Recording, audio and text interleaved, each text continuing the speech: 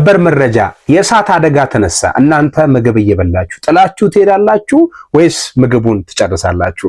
ይህ መረጃ እንግዲህ ብዙዎቹን እያወዛገበና ግራ እያጋባ ያለ መረጃ ነው። ሁላችሁም ፎሎ አድርጉ። እኔ መረጃውን ላድርሳችሁ። ሼር ይደረግ ጀማው።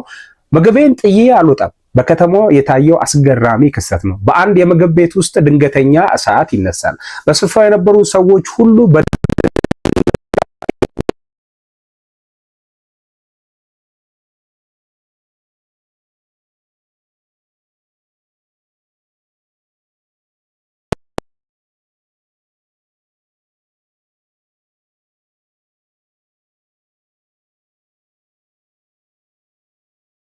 ሲመ